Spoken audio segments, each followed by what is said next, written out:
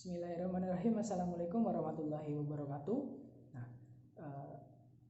di sini saya akan melanjutkan gitu kan yang kemarin. Nah, kemarin kan kita sudah melakukan praktek sholat gitu kan. Nah, di sini saya akan menjelaskan mengenai gitu kan. Yang pertama yaitu ketika kita menjadi seorang imam. Nah, ketika kita menjadi seorang imam ada hal yang perlu kita ketahui. Itu yang pertama, mengetahui dan menyesuaikan dengan situasi makmum dan tempat sholatnya. Terus yang kedua, meluruskan shaf sebelum sholat. Nah, terus yang ketiga yaitu memendekkan bacaan sholat. Nah, dan yang keempat, membaguskan bacaan sholat. Yang kelima yaitu hendaknya imam itu disenangi oleh para makmumnya gitu. Terus yang terakhir yaitu sunnah bagi imam menyaringkan suaranya seperti itu. Nah, dalam kitab Fiqh al-Islami wa adilatuhu karya Syekh Wahbah al-Zuhaili itu dekan Fakultas Ekonomi dan Bisnis Islam Universitas Damaskus, alumni doktoran Universitas Al-Azhar di Mesir gitu kan, disebutkan bahwa ada 9 syarat utama untuk menjadi imam dalam sholat, yaitu harus Islam, berakal, balik gitu kan, laki-laki, suci dari hadas, terus bagus bacaan dan rukunnya, bukan makmum gitu, terus selamat, terus dia sehat gitu kan, tidak sakit gitu kan. Nah, terus lidahnya fasih dalam mengucapkan bahasa Arab dengan tepat gitu, apalagi bacaan gitu kan, ya itu harus sempurna gitulah.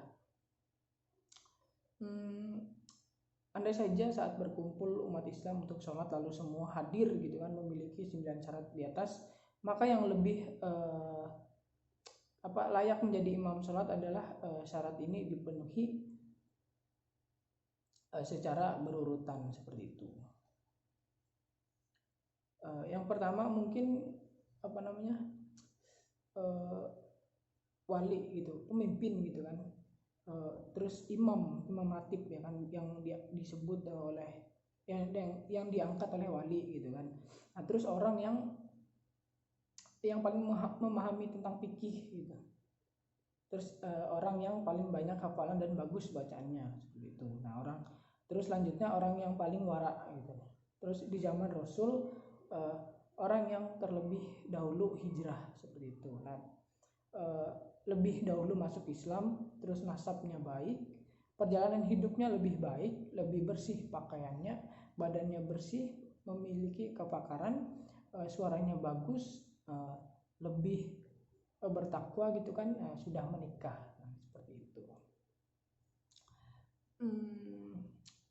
Oke, mungkin selanjutnya kita lanjut ke makmum gitu kan. Apa sih yang perlu diketahui ketika kita menjadi seorang makmum gitu kan. Nah, untuk seorang makmum yaitu kita yang pertama yaitu kan mengikuti imam dalam segala pekerjaan gitu kan. Terus yang kedua yaitu mengikuti gerak-gerik perbuatan imam. Terus yang ketiga yaitu tidak mendahului perbuatan imam. Terus yang keempat, imam dan makmum berada dalam satu tempat seperti itu. Lanjut yaitu tempat berdiri makmum tidak boleh terkemuka dari imam seperti itu. Jadi makmum terus di belakangnya imam seperti itu, tidak boleh sejajar gitu. Nah, terus susunan makmum. Nah, kalau makmum ini kan hanya kalau makmum hanya seorang, hendaklah ia berdiri di sebelah kanan imam gitu kan, agak belakang sedikit, dan apabila datang orang lain hendaknya ia berdiri di sebelah kiri imam. Nah, sesudah ia takbir, imam hendaklah maju ke depan atau kedua makmum itu mundur ke belakang seperti itu. Nah, kan ini. Nah, untuk makmum ini kan ada makmum masbuk ya. Nah, makmum masbuk ini ada orang yang tertinggal rakaat, nah sebagian atau semuanya.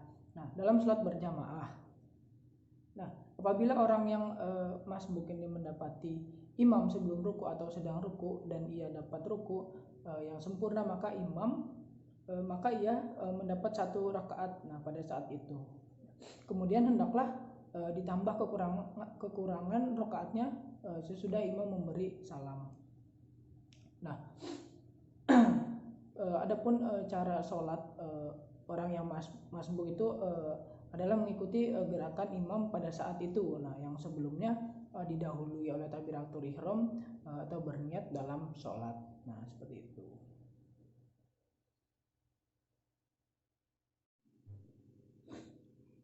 Ya baik, selanjutnya yaitu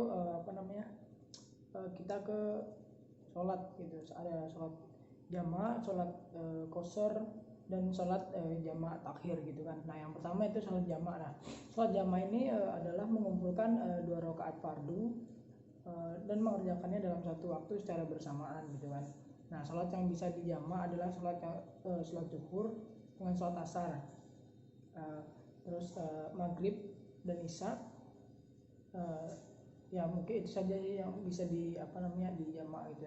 Nah, praktiknya itu ada yang disebut jamaah takdim dan ada yang disebut dengan jamaah qashar gitu kan. Yang pertama mungkin kita ke jamaah takdim dulu ya kan. Nah, sholat zuhur dengan sholat asar nih kan, nah dikerjakan di waktu zuhur. Nah, sedangkan sholat maghrib dengan isya itu dikerjakan di waktu maghrib. Nah, di sini saya contohkan untuk praktek niat sholatnya itu sholat jamaah takdim, itu di zuhur dan asar gitu. Nah, untuk niatnya itu bismillahirrahmanirrahim, usolli fardhu dhuhri arba'a raka'atin majmu'an bil asri jamaah takdim imama atau ma'muma lillahi ta'ala. Nah, dilanjutkan dengan sholat sholat asar 4 rakaat yaitu bismillahirrahmanirrahim, usolli fardhu asri arba'a raka'atin majmu'an bil dhuhri jamaah takdim imamah atau ma'mumah lillahi ta'ala. Nah, cara yang kedua itu jamaah takhir. Nah, sholat jamaah takhir ini kan sholat zuhur dan asar dikerjakan di waktu asar ya kan, sedangkan sholat maghrib dan isya dikerjakan di waktu isya kan. Nah, sholat yang dilakukan dahulu adalah sholat asar. Nah, dengan niat yaitu bismillahirrahmanirrahim, usolli fardhu asri arba'a raka'atin majmu'an biduhri jamaah takhir imamah atau ma'mumah lillahi ta'ala. Nah, terus dilanjutkan dengan sholat zuhur 4 rakaat dengan niat yaitu bismillahirrahmanirrahim, usolli fardhu dhuhri arba'a raka'atin majmu'an bil asri jamaah takhir imamah atau ma'mumah lillahi ta'ala gitu. Oke, yang selanjutnya itu sholat qashar. Nah, sholat qashar ini kan sholat qashar ini adalah sholat yang dilaksanakan dengan memendekkan atau meringkas sholat fardu. Nah, yang mestinya 4 rakaat dijadikan 2 rakaat ya kan. Dengan demikian sholat yang boleh dikasar itu sholat zuhur, asar atau isya. Nah, untuk niatnya yaitu bismillahirrahmanirrahim, usolli fardhu asri rakaataini kasron lillahi ta'ala, seperti itu. Nah, terus selanjutnya yaitu ada sholat jamaah qashar. Nah, sementara para ulama ini kan berpendapat bahwa untuk para musafir dapat saja melakukan sholat jamaah dan qashar secara bersamaan gitu kan. Nah, praktiknya ini sama saja dengan jamaah takdim gitu atau jamaah takhir, tetapi jumlah rakaatnya dikasarkan gitu. Artinya sholat zuhur, asar dan isya dilakukan 2 rakaat saja. Untuk sholat maghrib hanya boleh dijamaah tetapi tidak boleh dikasar gitu. Karena sholat jamaah kasar itu dilakukan 2 rakaat 2 rakaat gitu. Dengan sendirinya tidak ada tasyahud awal pada sholat seperti ini. Dengan demikian setiap rakaat kedua langsung saja dibaca tasyahud akhir dan diakhiri dengan salam.